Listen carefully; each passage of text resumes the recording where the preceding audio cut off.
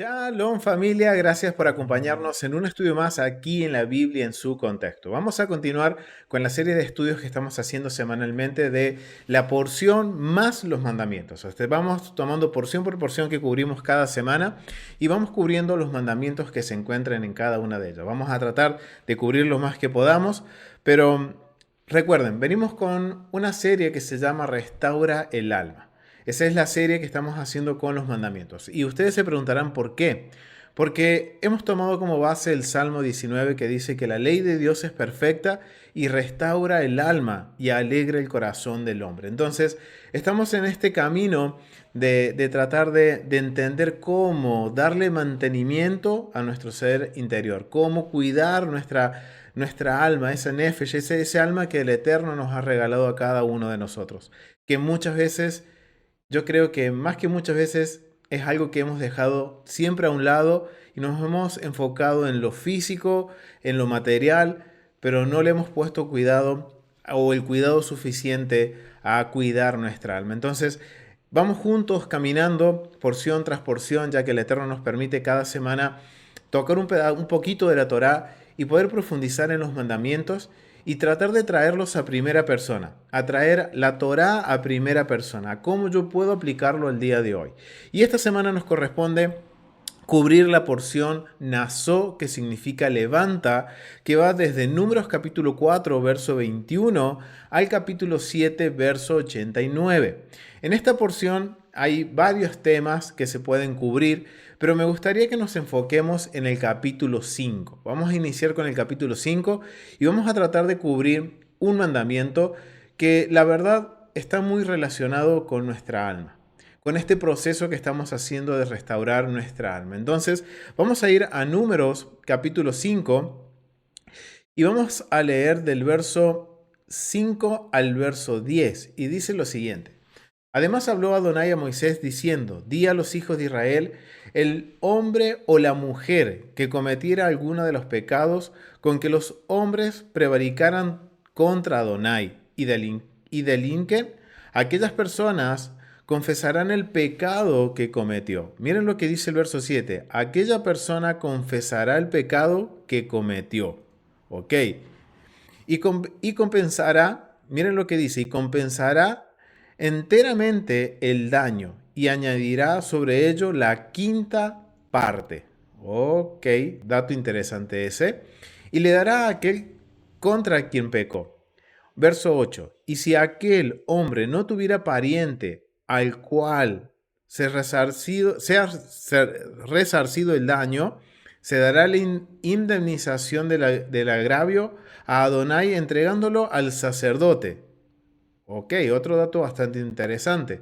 Si no tiene, dice un hombre, no tiene pariente cercano para recibir, podemos decir aquí lo que dice lo que debe de recibir por el daño que tuvo la persona, dice se dará la indemnización del agravio a Adonai, entregándola al sacerdote, además del carnero de la expiación con el cual hará expiación por él. Verso 9. Toda ofrenda de todas las cosas santas que los hijos de Israel presentaren al sacerdote, suyo será. Verso 10. Y lo santificado de cualquiera será suyo. Asimismo, lo que cualquiera diere al sacerdote, suyo será. Ok. Acá hay varias cosas que son bastante interesantes, pero me gustaría que nos enfoquemos en el mandamiento. El mandamiento es aquella persona que comete alguna, dice aquí, o prevaricare contra Adonai o delinquiere, debe confesar de su pecado el pecado que cometió, o sea, la transgresión. Recuerden que pecado es la transgresión de la Torá. Eso nos menciona Juan, en donde dice que lo que es el pecado es la transgresión a la Torá. O sea que alguien que quiebra un mandamiento ha pecado. Entonces dice que en el caso de que alguien prevaricara contra Adonai o delinquiere, tiene que confesar su pecado. Y después nos empieza a dar lo que tiene que hacer la persona. Si se arrepiente debe devolver lo robado, por ejemplo, algo, porque dice delinquir, o sea, tiene que ver con lo robado, entonces tiene que ver con cosas materiales. Entonces, si alguien roba, tiene que devolver lo robado y añadir una quinta parte, o sea, un 20% de lo que robó. Y después da otras, podemos decir, otros escenarios en el cual la persona damnificada no tiene alguien que lo herede, entonces al morir esta persona y si esta persona muere y la persona que le robó, por ejemplo, va a restituir lo robado, entonces eso queda en manos de los sacerdotes. Ok, esto es algo bien interesante y me gustaría que de poder profundizarlo y poder analizarlo de acuerdo al contexto cultural y también conocer un poquito lo que los sabios de Israel nos enseñan con respecto a este tema y poder profundizar un poquito más en el mandamiento, poder tener un poco más de información para analizar este mandamiento porque es bien interesante. Si yo les pregunto, familias, a ustedes, cuando yo les digo confesar pecados, ¿qué se les viene a la mente? ¿Qué es lo primero que se les viene a la mente cuando uno dice hay que confesar los pecados? A ver, familia, a los que están en internet, aquí en Zoom, ¿qué es lo que se les viene en la mente cuando uno dice voy a confesar mis pecados? Y lo primero que se nos viene es lo que hemos visto en la Iglesia Católica, en que cualquier cosita que uno hacía y sentía remordimiento o culpa, que iba, pedía una cita con el párroco o el sacerdote y se confesaba y le decía todas las cosas a un hombre. Ok, esa es la imagen que tenemos de lo que es confesar un pecado. Entonces, vamos a tratar de entender cómo se vería esto en la mentalidad hebrea y más que nada entendiendo el mandamiento. Porque el Eterno nos dice, que tenemos que confesar nuestros pecados. Pero ¿qué pecados tenemos que confesar? ¿Cuáles serían? Y eso es lo que vamos a tratar de aprender y tener en cuenta, porque hay algo bien interesante que sucede, es como recién acá dice mi hermana también Rosario, se les confesaba a un cura, se iba y se confesaba al cura, ni siquiera se hablaba con el padre en oración, sino que uno iba y corrían y se corre al padre de la parroquia, de la iglesia, a confesar todos los pecados, o al pastor también, o al líder de la comunidad, al líder que tengo. Entonces, cualquier cosita y esto era nuestra mentalidad, familia. De cualquier cosita que traía remordimiento. Por ejemplo, estoy en una dieta y me tomé una Coca-Cola que no estaba permitida. Ay, ¿qué culpa tengo? Voy y hablo con el curita a decirle, padre, estoy en dieta, pero tomé una Coca-Cola y rompí con mi dieta. Entonces, wow, ¿se está hablando de todo eso o de qué se nos está hablando? Y esto es algo bien, bien interesante y quisiera que pudiéramos nosotros profundizar un poquito más. Vamos a ir al contexto cultural. Quiero que vayamos al contexto cultural y aquí nosotros vamos a poder analizar un poquito más de cosas que quizás no lo teníamos en cuenta. Recuerden, siempre usamos la metodología de estudio, la escalera y la metodología para tratar de entender lo más que podemos de cada porción y de cada versículo bíblico. Entonces, vamos a ver qué dice el contexto cultural. Esto lo tomé de el contexto cultural del Antiguo Testamento de John Walton. Y miren lo que dice. Tiene que ver con algo de legal. La confesión no tiene que, o sea, tiene que ver con arrepentimiento, pero principalmente tiene que ver con algo legal. Miren lo que dice el comentarista, la naturaleza de la legislación. Esta sección se refiere al caso de que alguien haya usado un juramento formal para defraudar a otro en la corte y luego se haya sentido culpable de haberlo hecho. O sea, miren qué interesante. Porque el contexto de lo que estamos hablando en el capítulo 5 tiene que ver con jurisdicción legal, tiene que ver con juramentos, tiene que ver con defraudación o estafa, lo podríamos decir, ante la corte y luego esta persona que comete la defraudación se siente culpable por haberlo hecho.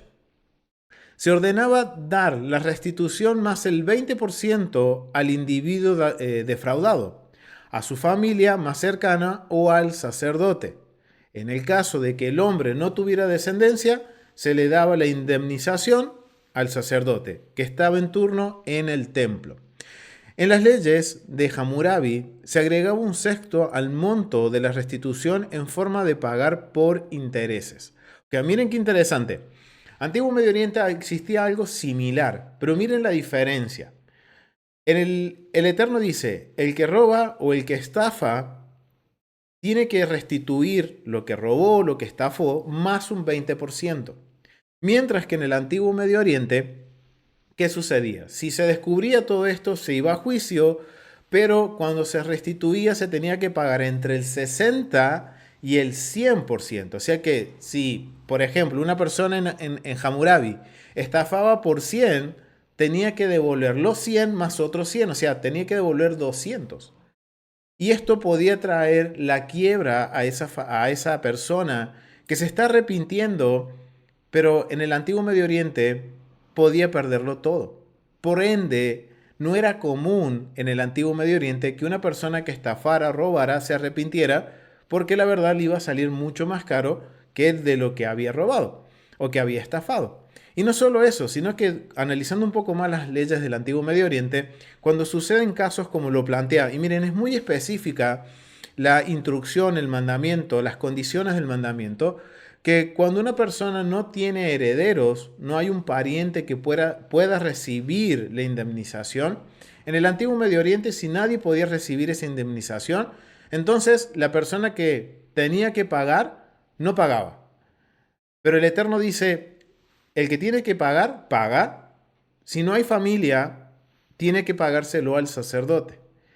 Y eso se le entrega al sacerdote y eso va en manos del Cohen que está en servicio. Y obviamente cuando estamos hablando de Cohen, tiene que ver con el Sanedrín, con la parte de podemos decir, la parte legal de la nacionalidad de Israel, del Estado de Israel. Entonces, esto es algo bien interesante. Porque al ver esto, entonces ahora estamos viendo que la confesión no solo es un acto de demostrar mi arrepentimiento, de demostrar, podemos decir, mi culpa, mi remordimiento, sino que en el contexto bíblico la confesión tiene un peso legal, es de carácter legal. Y esto tiene que ver más que nada con restitución. Entonces vamos a tratar de ver qué nos enseñan los sabios con respecto a este tema. Y también es muy interesante que se aclara que a un hombre que no tiene parentela o que no tiene herencia, herederos, se le tiene que entregar al sacerdote. Y eso es una gran pregunta porque si es miembro de Israel, siempre va a tener un pariente cercano. Entonces, ¿de qué me está hablando cuando en este mandamiento se habla como una instrucción que una persona, un hombre sin descendencia, sin familiares, tiene que pasar esa indemnización al sacerdote? Entonces vamos a ver qué dicen los sabios. Voy a comentarles leerles los comentarios que dice en el Humash Art Scroll del capítulo 5 de Números. Dice, robo a judíos y a prosélitos. Ok, miren cómo lo entienden estos versos que estábamos recién leyendo los sabios. El caso tratado en este versículo es sobre alguien que perpetra traición a Hashem mediante la retención indebida de dinero de otro judío. Ya se trate de un préstamo, de un hurto, salarios atrasados o situaciones similares, empeorando el pecado al jurar falsamente que no debe nada. Este pasaje, que aparece también en Levíticos capítulo 5 del verso 20 al 26, es reiterado aquí según la regla que estipula que en ocasiones la Torá repite una ley para añadir otro elemento. Al respecto, las dos características nuevas que se introduce aquí son A, el requerimiento de hacer una ofrenda y el de efectuar un pago adicional a la víctima, ambos siendo parte del proceso de expiación. No se aplican a menos que el ladrón haya confesado voluntariamente su transgresión. B. En el caso que la víctima fuera un prosélito, miren qué interesante, que falleció sin herederos, el versículo ordena lo que se debe hacer con el dinero adeudado. Y este es un comentario de Rashi. Miren qué interesante. Cuando acá está hablando, y acá los sabios también lo entienden con este sentido, de que se está hablando de algo legal, algo que tiene que ver con defraudación, con robo, entonces parte del proceso de arrepentimiento de la persona que haya hurtado, que haya robado o haya estafado, tiene que presentar una ofrenda y no solo eso, tiene que restituir lo robado, agregar un adicional del 20% y no solo eso, sino que también tiene que hacer una confesión, siempre y cuando sea una cuestión voluntaria, que haya decidido voluntariamente, y esto tiene que ver con la Teshuvá, y esto también nos va a hacer un poquito más de sentido cuando entendemos el proceso que nosotros tenemos a la hora de retornar al Eterno, de hacer un verdadero Teshuvá.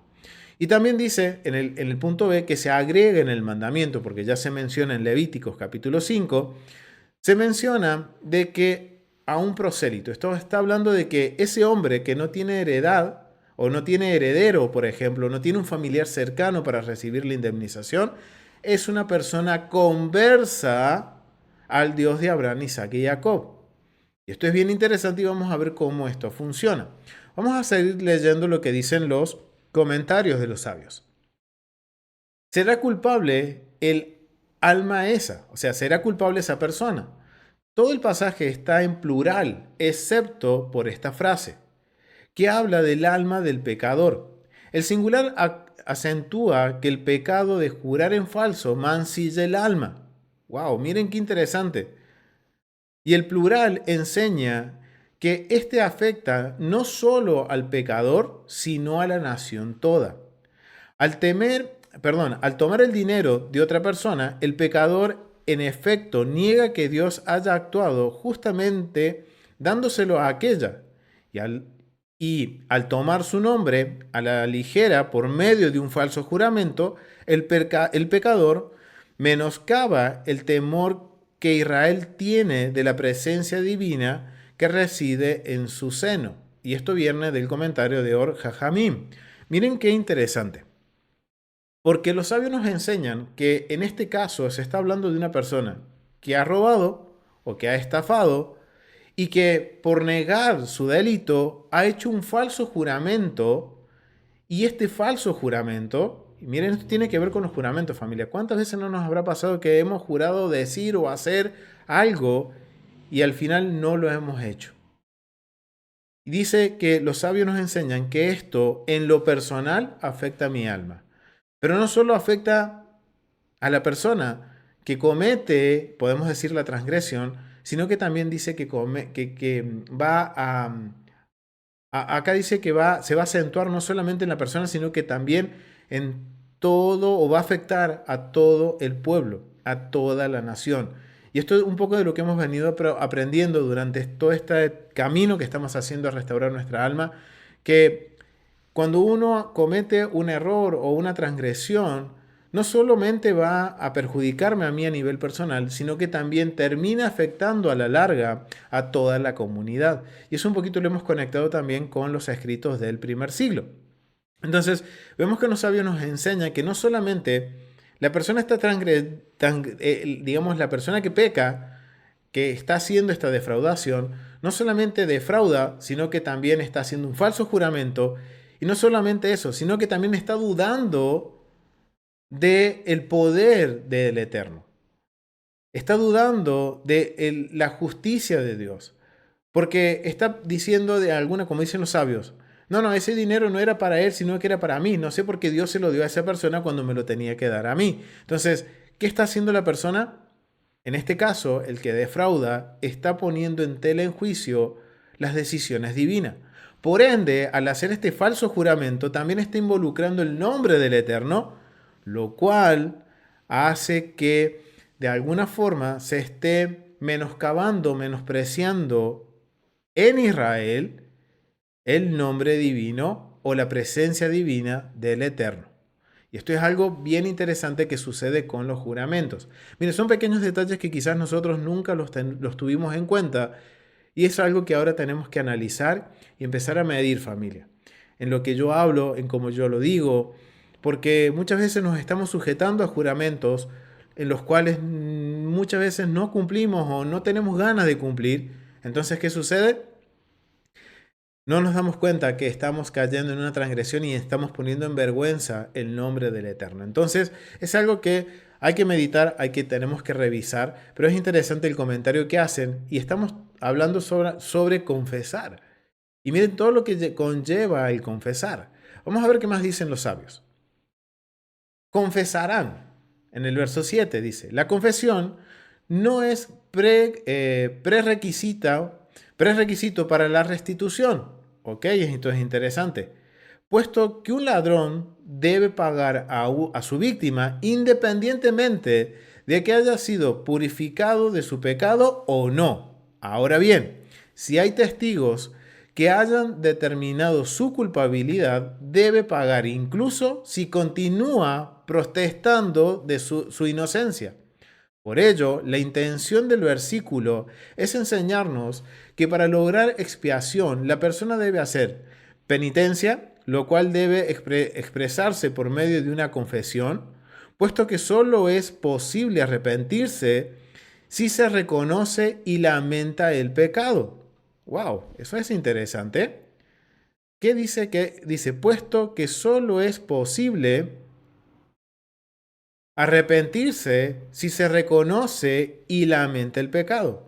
Una vez que haya hecho penitencia, el ladrón puede elevar la ofrenda por el pecado prescripta en Levítico y añadir una quinta a la misma. De hecho, Rambam considera que el mandamiento general de hacer penitencia por todo pecado está predicado sobre el precepto de confesarse que nos enseña este versículo. Esta obligación está estipulada aquí para enseñar que incluso cuando la Torá ordena una ofrenda específica, como en este caso, no puede haber expiación sin confesión verbal. Miren qué interesante esto como lo plantean los sabios. La confesión por sí sola no es un prerequisito para la restitución y eso es algo bien interesante.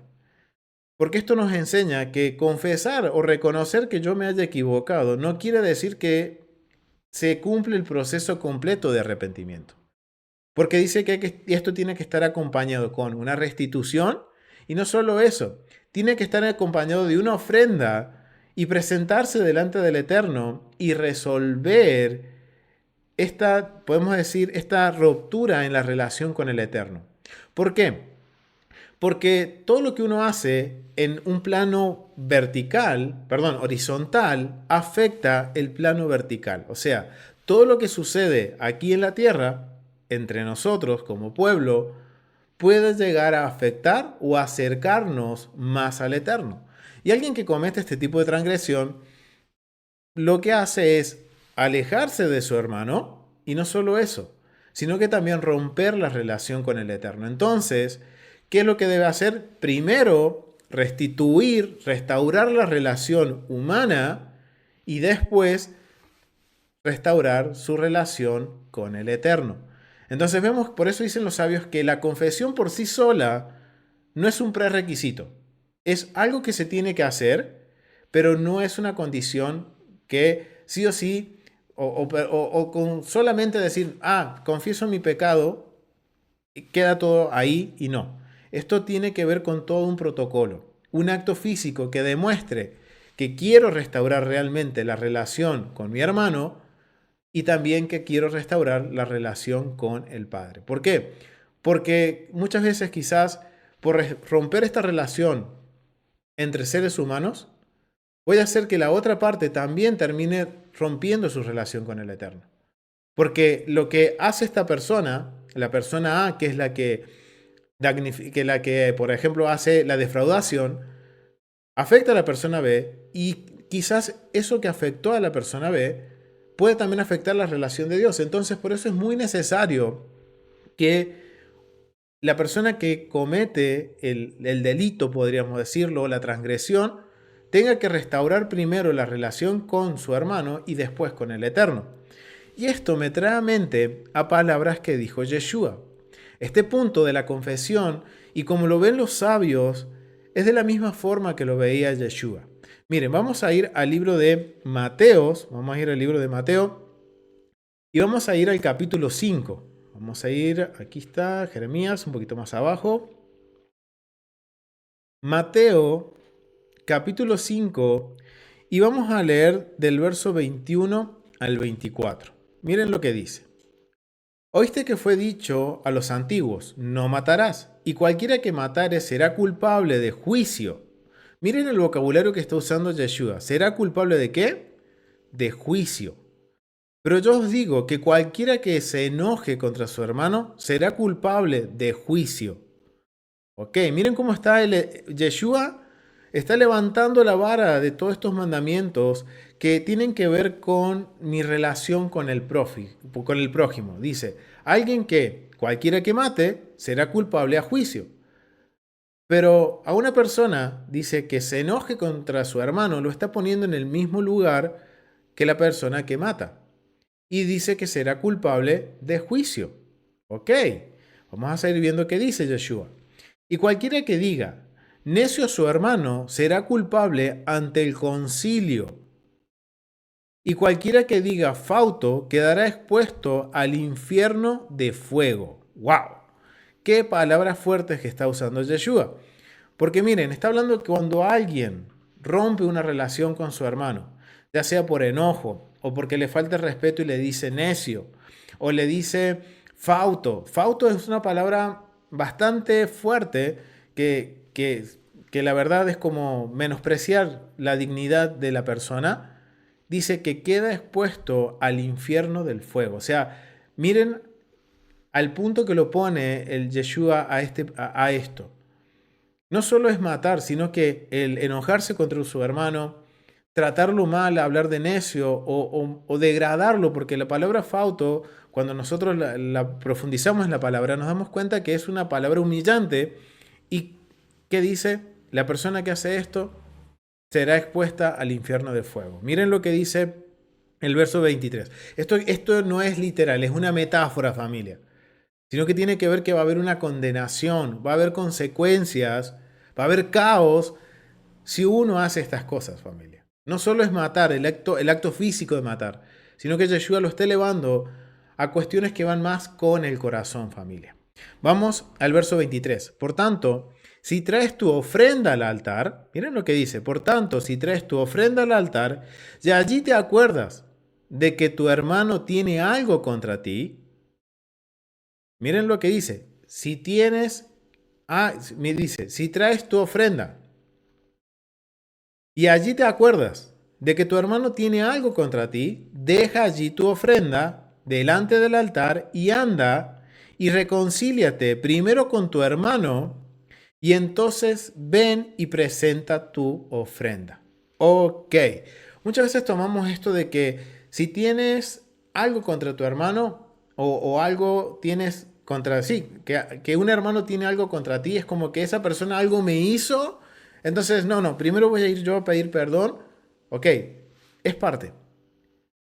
Pero ahora entendiendo el mandamiento, lo que los sabios nos comentan sobre lo que es la confesión de una transgresión, una confesión voluntaria, es que si yo en el momento que voy a presentar una ofrenda al altar y me acuerdo que hay un hermano que tiene algo en contra mío porque yo lo defraudé, porque yo le falté respeto, porque yo hice algo en contra de esa persona, tengo que dejar mi ofrenda a un lado en el altar, ir primero, solucionar con mi hermano, confesar verbalmente mi transgresión en contra de la persona, y no solo eso, restituir lo dañado.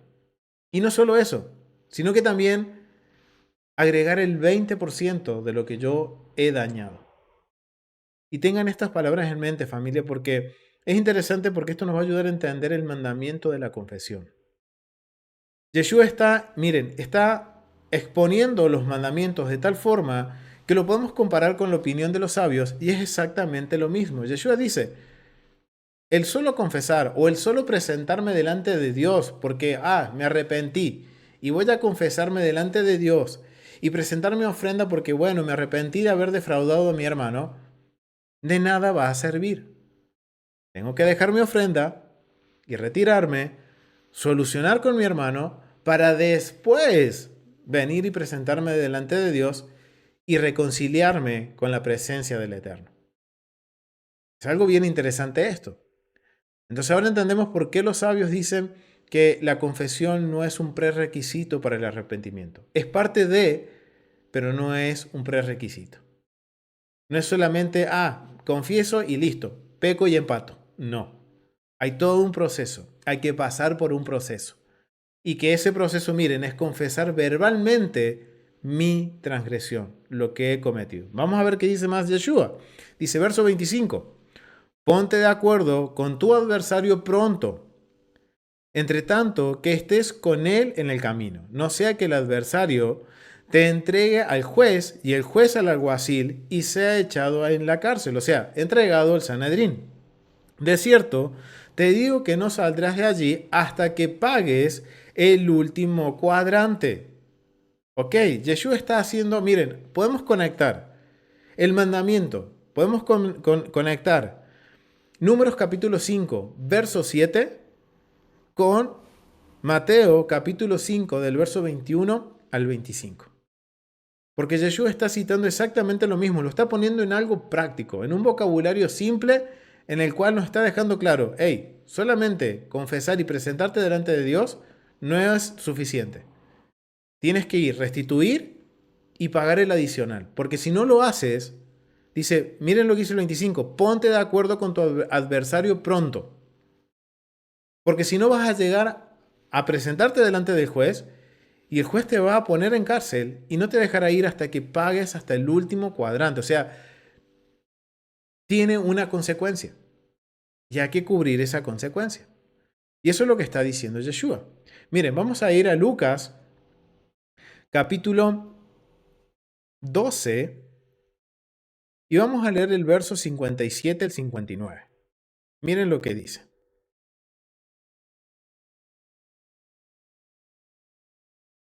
Miren lo que dice el 57. ¿Y por qué no juzgáis por vosotros mismos lo que es justo? Cuando vayas al magistrado con tu adversario, procure en el camino arreglarte con él. No sea que te arrastre al juez y el juez te entregue al alguacil y el alguacil te meta en la cárcel y te diga que no saldrás de allí hasta que hayas pagado aún la última blanca. O sea, acá ya es un vocabulario un poquito más preciso porque no te dice hasta que no pague hasta la última moneda, hasta el último centavo. ¡Wow! Miren qué interesante. O sea que Yeshua en todo momento nos está diciendo, ok, hay una forma de cubrir los pecados. Hay pecados que se pueden, podemos decir, subsanar a través de la Torá, pero tienen un protocolo, un procedimiento. ¿Cuál es este procedimiento? Reconocer que he transgredido, hacer una confesión verbal, restituir, pagar el adicional de la restitución, el 20%, y recién ahí, cuando todo eso esté solucionado físicamente, voy a ir y presentarme delante del Eterno y presentar mi ofrenda. Presentar la ofrenda ¿para qué? Para yo poder restituir y pedirle perdón al Padre. Tengo que procurar primero el perdón de mi hermano y una vez que yo lo obtengo, recién puedo presentarme delante del Padre y poder decirle, Señor, perdóname. Aquí está mi ofrenda de expiación por la transgresión que hice, ya sea voluntaria o involuntaria. Si yo me doy cuenta de que cometí una falta, dice Yeshua, pronto trata de subsanarlo. Pronto trata de restaurar la relación con tu hermano, de la relación con tu prójimo. Recuerden que hemos visto que el prójimo no es cualquier persona, sino que es aquella persona que está en convenio contigo y al Dios al que le sirves.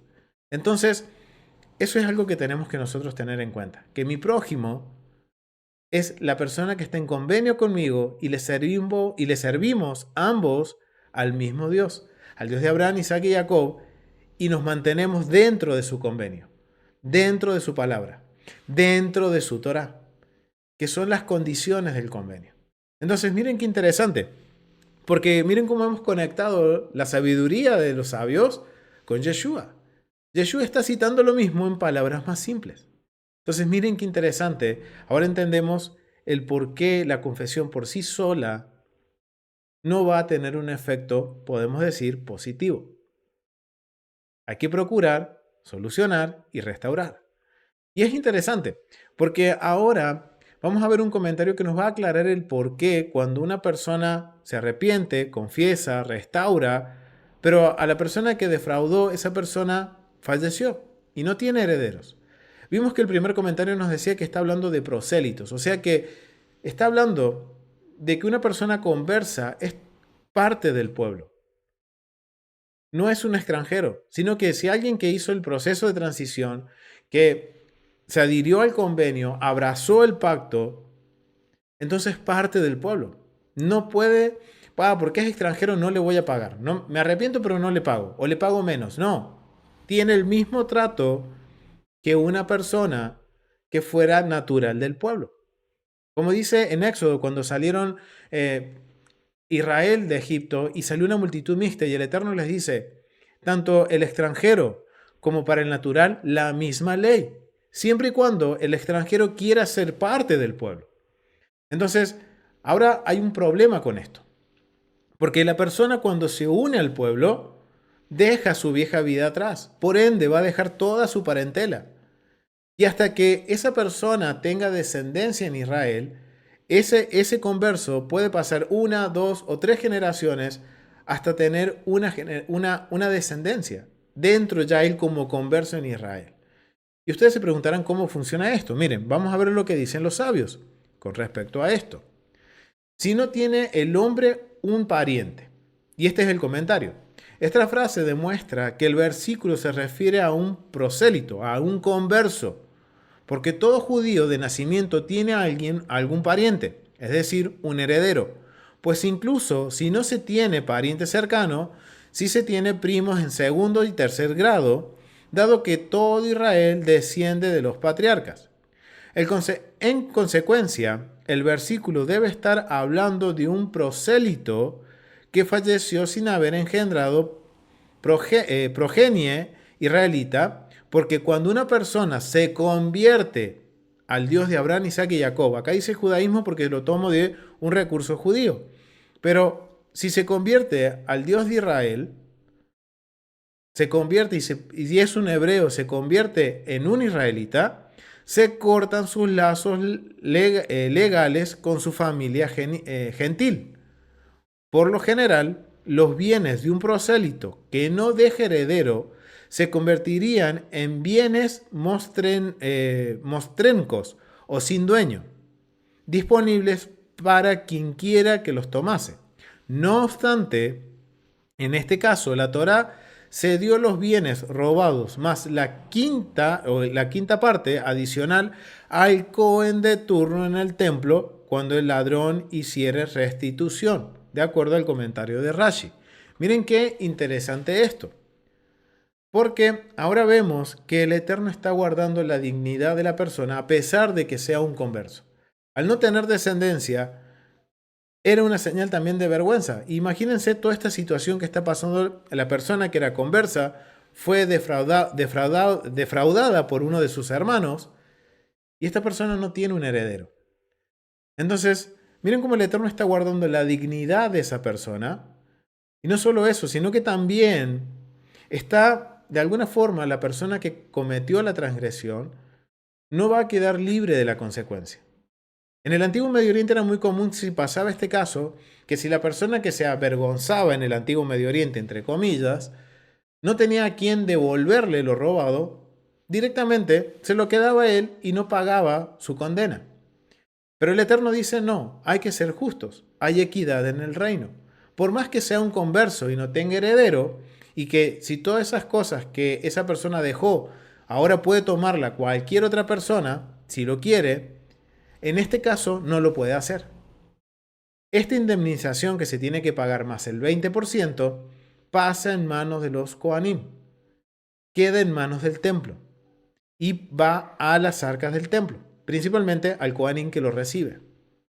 Y esto es no solamente para guardar la dignidad de la persona conversa, sino que también para que la persona que cometió el delito tenga que cumplir con su condena.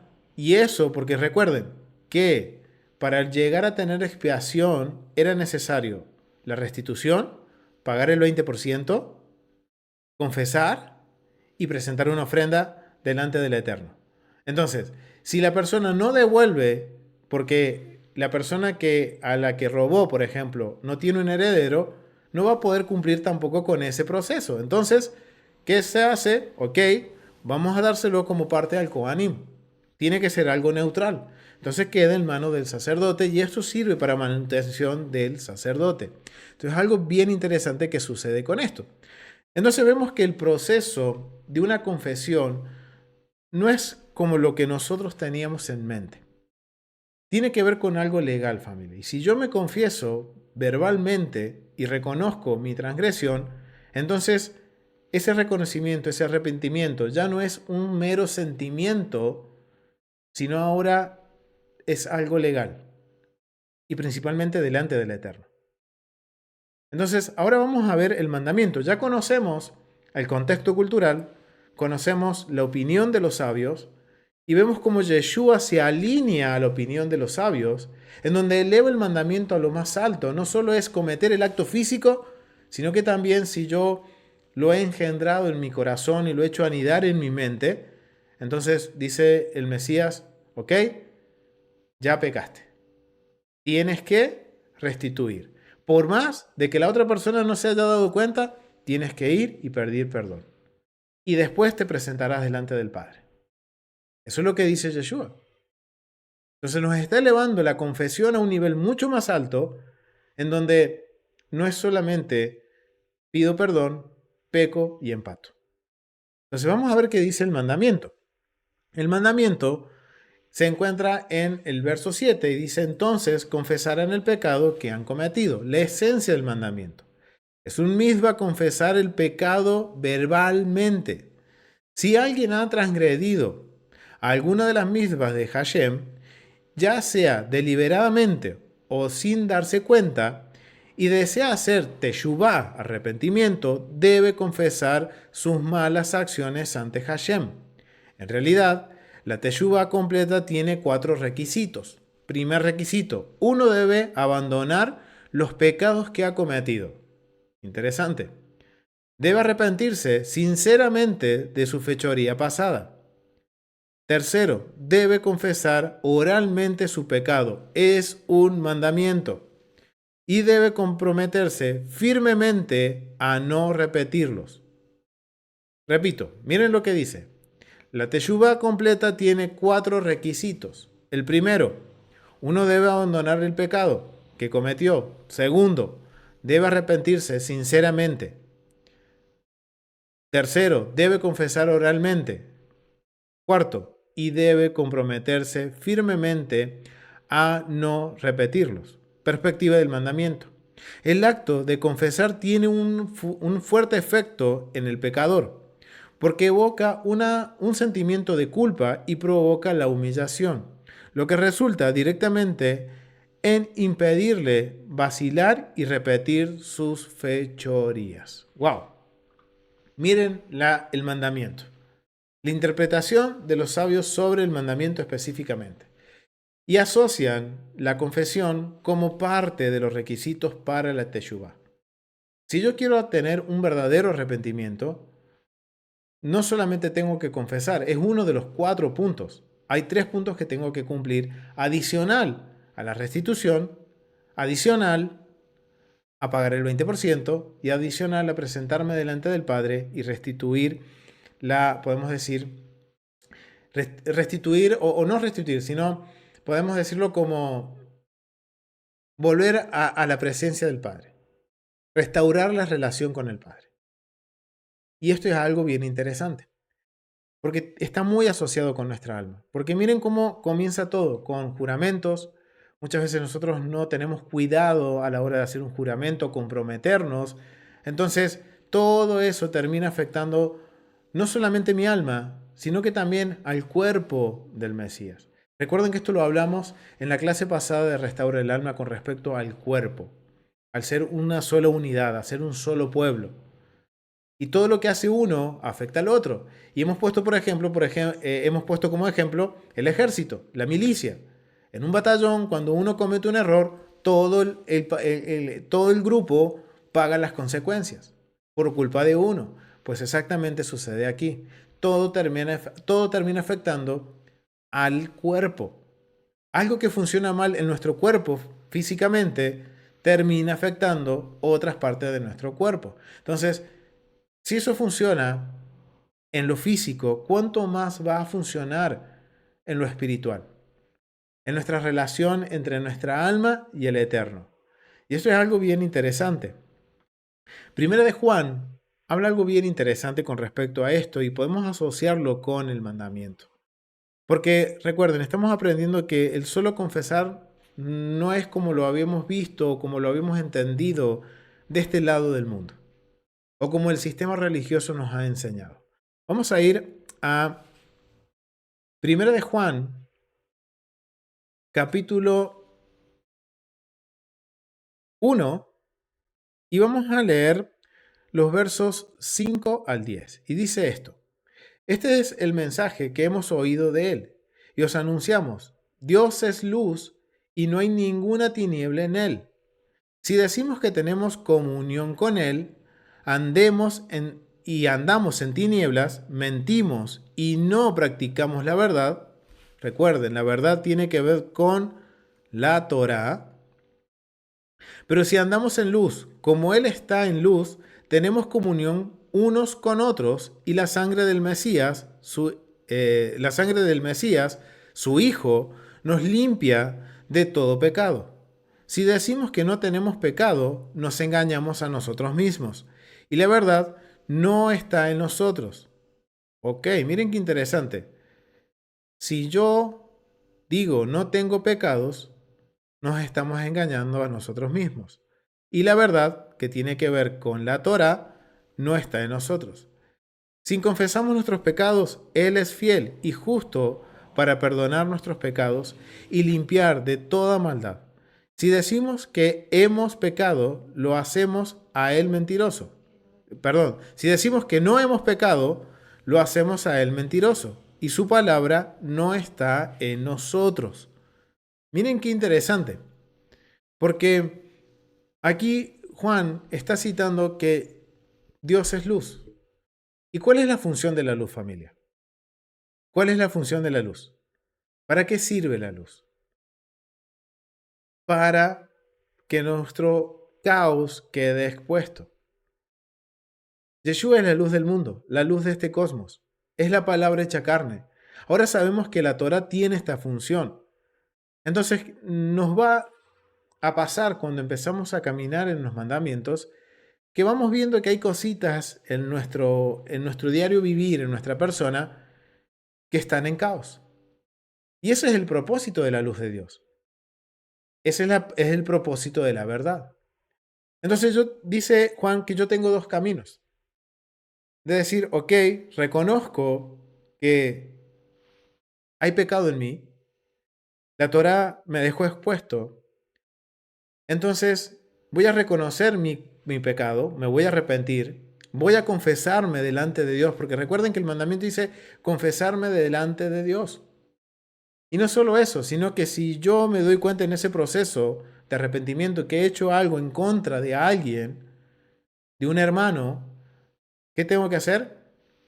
Ir, restaurar esa relación y después venir y presentarme delante del Padre y restaurar mi relación con Él. Eso es lo que nos está diciendo Yeshua.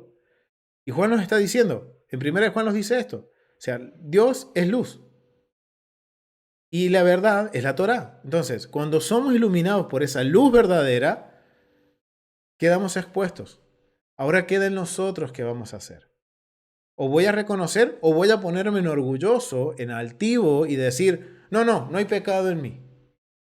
Y que es muy común, familia, que caigamos en eso. Es muy común, familia, que muchas veces por el orgullo, porque no voy a dar el brazo a torcer, empieza a hacer esa bola de nieve que quedó ahí chiquita porque me expuso el Eterno, empieza a crecer, empieza a crecer, empieza a crecer, hasta que llega un punto en que realmente ya no lo puedo contener. Entonces, ¿qué va a suceder? Vamos a dejar expuesto, no solo vamos a quedar expuestos nosotros, sino que también dejamos en vergüenza a quien estamos sirviendo. Porque estamos diciendo con nuestros actos que Dios es mentiroso. Porque su palabra no es verdad. Porque yo no estoy reconociendo que me he equivocado. Porque es el testimonio que estoy dando. Entonces miren qué interesante. Porque esto me lleva al Salmo 32. Porque David conocía este misterio que es para nosotros hoy la confesión. David sabemos que cometió una transgresión muy grande. Porque no solo codició a la mujer de su prójimo, sino también hizo que su prójimo fuera muerto en batalla. Era un pecado que solamente el Eterno podía, podemos decir, perdonarlo. Entonces, vamos a ver que en el Salmo 32, vamos a ir al Salmo 32, vamos a ver cómo David se expresa. Porque cuando leía Juan, se me vino a mente este salmo, porque David tiene un vocabulario muy particular, en el cual él está reconociendo su transgresión. Y miren lo que dice, Salmo de David. Bienaventurado aquel cuya transgresión ha sido perdonada y cubierto su pecado. Bienaventurado el hombre a quien Adonai no culpa de iniquidad y en cuyo espíritu no hay engaño. Mientras miren lo que dice, mientras callé, se envejecieron mis huesos y en mi gemir todo el día. O sea, el callar para David era como que algo que lo perturbaba no solamente espiritualmente, sino que también físicamente. O sea, algo que se va a reflejar. Recuerden, el como yo estoy interiormente, a la larga se termina reflejando exteriormente. Y dice David, mientras callé, se envejecieron mis huesos en mi gemir todo el día. Verso 4. Porque de día y de noche se agravó sobre mí tu mano. Se volvió mi verdor en sequedades de verano. Selah, Baruch que vos maljuto lo lambael. Mi pecado te declaré, y no encubrí mi iniquidad. Dije, confesaré mis transgresiones a Adonai, y tú perdonaste la maldad de mi pecado. Por esto orará a ti todo santo en el tiempo en que pueda ser hallado. Ciertamente, en la inundación de muchas aguas no llegarán estas a él. Miren qué lindo lo que dice David. Dice, a pesar de que David había pecado, él reconocía que solamente el Eterno podía perdonarlo. En su caso no tenía cómo restituir. Y había cometido una falta tan grave que la Torá no tiene perdón. Y que la única forma de perdonar ese pecado, esa transgresión que él había hecho, era solamente el Rey de Reyes quien lo podía perdonar. Y recuerden que a él Jonatán lo confronta, el profeta lo está confrontando a él. Perdón, Natán, el profeta Natán, no Jonatán. Jonatán era su amigo, se me confundieron. El profeta Natán lo confronta. Y miren, y ese es el propósito de la Torah. La Torah nos va a confrontar en nuestra transgresión. Ahora nos va a dejar expuestos.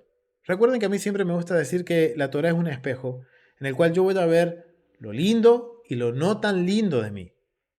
Entonces, cuando eso me confronta, yo tengo dos opciones. O miro para otro lado porque no quiero ver eso que está desacomodado en mí, o digo, ok, me va a tocar poner en orden.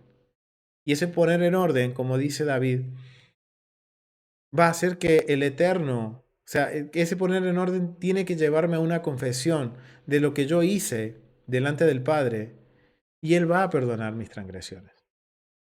Pero yo voy a tener que lidiar con las consecuencias. Y la consecuencia es reconocer que me equivoqué, doblegar mi orgullo, doblegar mi soberbia, y no solo eso, sino que también restituir lo que hice mal. Dice el verso 7, tú eres mi refugio, me guardarás en la angustia, con cánticos de liberación me rodearás. Te haré entender y te enseñaré el camino en que debes andar. Sobre ti fijaré mis ojos. No seáis como el caballo o como el mulo sin entendimiento, que han de ser sujetados con cabestro y con freno, porque si no, no se acercan a ti.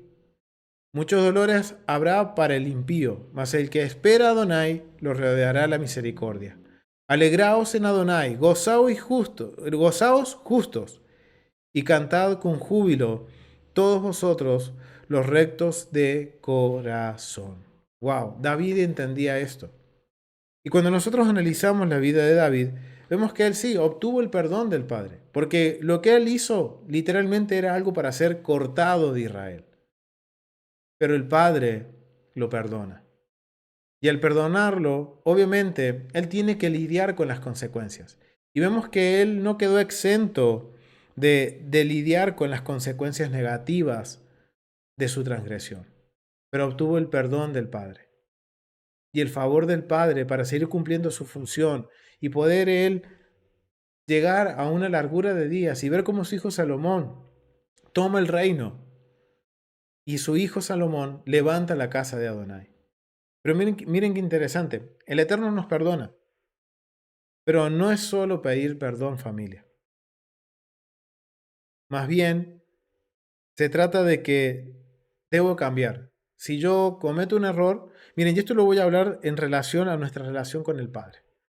Porque ya hemos visto que en lo físico yo tengo que pedir perdón, restaurar, no volver a restituir, no volver a cometer la misma infracción y después presentarme al Padre. Si eso funciona en una relación humana, también va a funcionar en una relación con el Padre, una relación con el Eterno. No solo es presentarme delante de Dios y decirle, Padre, perdóname porque hice tal transgresión. Porque me arrepiento, me di cuenta. Pero si yo voy al Padre en un verdadero arrepentimiento, voy a confesar mi pecado delante de Él.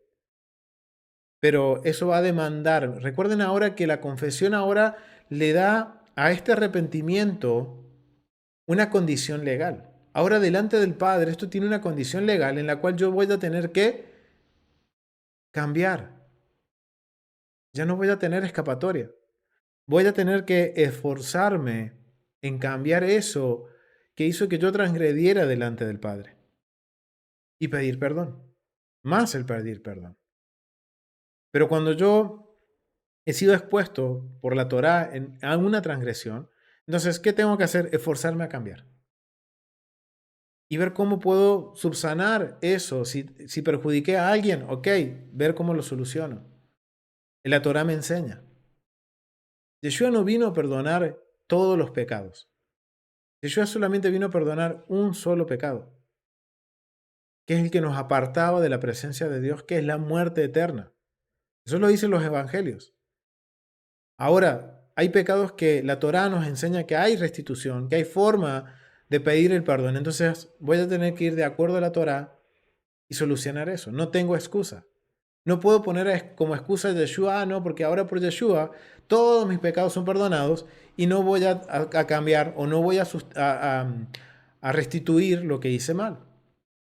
No, al contrario. Ahora por Yeshua yo tengo la posibilidad de acceder al Padre, entonces voy a tener que esforzarme en cambiar, obedecer el mandamiento, no poner excusas y presentarme delante del Padre diciendo, perdón, perdóname, Padre. Yo sé que no tenía que hacer esto. No tenía que hacer esta cosa porque si yo hacía esto, transgredía un mandamiento. Entonces, Padre, perdóname, lo sabía, me arrepiento. Ahora voy a tener que ir y solucionar eso, y no solo eso, sino que también voy a tener que forzarme a no volver a caer, a tropezar con la misma piedra otra vez. Los seres humanos somos propensos a tropezar con la misma piedra. Ahora tenemos ese desafío, familia. No nos exime el pedir perdón, no nos exime de las consecuencias negativas. Proverbios nos dice esto, Proverbios 28:13. Miren lo que nos dice Proverbios. Vamos a ir a Proverbios. Proverbios 28:13 dice lo siguiente. El que encubre su pecado no prosperará, mas el que lo confiesa y se aparta alcanzará ¿qué? Misericordia. O sea, un proverbio nos dice, recuerden que Proverbios es un libro de sabiduría. Miren, no lo están, a ver si lo están viendo ahí. Ahora sí, miren, ahora sí. Ahora lo están viendo. Miren lo que dice Proverbios capítulo 28, verso 13. El que encubre su pecado no prosperará, mas el que lo confiesa y se aparta alcanzará misericordia, alcanzará el perdón del Eterno. O sea que, ¿qué me demanda esto? Si yo reconozco mi pecado, mi transgresión, me tengo que apartar de eso. No puedo volver como el cerdo del chiquero. No hay chanchos limpios, no hay cerdos limpios, familia. Entonces, necesitamos ahora nosotros aprender y esforzarnos, familia. ¿Por qué? Porque esto va a demandar que tengamos que lidiar con nuestro carácter, de lidiar con mi yo, con mi ego. Y eso es algo que tenemos que ir lidiando, familia. Salmo 69:5 dice exactamente lo mismo. Entonces, miren qué interesante, familia. Parte de nuestra forma de restaurar el alma es no solo volviendo a los mandamientos, sino que también reconociendo todas esas cosas que hice mal y decir, Señor, perdóname. Ayúdame a subsanar, ayúdame a restaurar, ayúdame a, a poner todo en orden. Hay una frase aquí en Argentina que es tener la casa en orden. Si yo tengo la casa en orden, entonces va a ser mucho más fácil el que yo me pueda acercar al Eterno. No va a haber en el medio un obstáculo hasta que yo no solucione los conflictos que yo tengo a mi alrededor. Y esto es parte de nuestro proceso, familia, en donde tenemos que nosotros menguar menos para que Yeshua crezca en nosotros. Nosotros tenemos que menguar, nuestra carne tiene que menguar, pero Yeshua tiene que crecer en nosotros. Y parte es esto, familia. Hay algo que yo he aprendido, familia, es que, y cuesta muchas veces, es que muchas veces en un conflicto el que gana es el que muere primero. Y eso es algo que también tenemos que aprender, familia, y tiene que ver con todo esto. Porque yo no puedo hacer que el otro peque, por más que me hayan ofendido, yo tampoco puedo hacer que el otro peque. Porque yo tengo que cuidar a mi hermano, más aún si está en convenio. Y no importa si es un recién converso o ya lleva años en la fe junto conmigo. Entonces es algo que tenemos que meditar, familia, y tenemos que seguir trabajando. Y eso es lo que tenemos que hacer, trabajar en todos estos pequeños detalles que quizás nunca nos habíamos puesto a tener en cuenta. El cómo hablo, en qué me comprometo, todo esto termina afectando mi relación con el Padre. Entonces, tenemos que ir cada día en ascenso, familia. Recuerden, nuestra vida es como una espiral que va en ascenso. Pero si vemos que nuestra vida está en una espiral que solamente da círculo, círculo, círculo, círculo, círculo, hay algo que está mal. Y aún más, si en vez de ir para arriba, vamos en decadencia. Entonces ahí tenemos que poner nuestra atención en lo que estamos haciendo, qué es lo que por ahí nosotros no estamos reconociendo, o dejar a un lado nuestro orgullo, nuestra soberbia, porque lo que más quiere el Eterno es que nos acerquemos a Él. Y para acercarnos a Él hay algo que hemos aprendido, que tenemos que tener una atmósfera en la cual nosotros poder soportar su presencia. Y Él nos pide que principalmente tengamos una conducta de pureza moral. Y dentro de la pureza moral podemos ver todos estos pequeños detalles que no considerábamos. Así que es interesante ver cómo el Eterno poco a poquito nos va confrontando, nos va ayudando a prestar atención a nuestra alma. Entonces, pongámosle atención, trabajemos en ello y qué bendición que podemos acercarnos al Padre por medio de su Hijo Yeshua y poder decirle, Señor, perdóname y esforzarnos en cambiar, porque tenemos que dar testimonio del Padre, familia, del dador de la Torah. Si yo digo guardar Torah y las personas me ven que yo estoy haciendo lo contrario y después yo voy y pido perdón y me ven pidiendo perdón y orando porque, Señor, perdóname porque transgredí un mandamiento y las personas ven que yo soy reiterativo con ese mandamiento, no estoy dando un buen testimonio de mi Rey. Entonces ocupémonos de eso, familia, de ser buen testimonio y de trabajar en eso. Y vamos a ver cómo cuando empezamos a trabajar en todo eso, nuestra realidad va a cambiar. Por más que haya caos en el mundo, nuestra forma de ver el mundo va a cambiar. Nuestra forma de ver nuestras vidas va a cambiar. Nuestra realidad va a cambiar. Miren lo que decía David. Miren lo que decía. Mientras él no hablaba, no confesaba, no restituía, no ponía un fin a eso que lo estaba turbando, se afectaba hasta físicamente. Pero cuando él lo confesó y se acercó al Padre y el Padre lo perdonó, su semblante cambió. Aunque tuvo que lidiar con el caos, pero él tuvo la fuerza para poder lidiar con ese caos. Entonces, eso es lo que nos toca hacer a nosotros, familia. Y aferrarnos al Mesías y a nuestro Padre, al Dios de Abraham, Isaac y Jacob. Y dar gracias al Eterno porque nos ha escogido. Y si estamos viendo que el Eterno nos muestra cuáles son nuestros defectos, cuáles son nuestras cosas que tenemos que cambiar, alegrémonos, familia, porque nos considera como parte de la familia, nos considera sus hijos. Y como un buen padre, ¿qué va a querer? Corregirnos, disciplinarnos para dar un buen testimonio de Él. ¿Por qué? Porque es para un bien para nuestras vidas y para nuestra descendencia.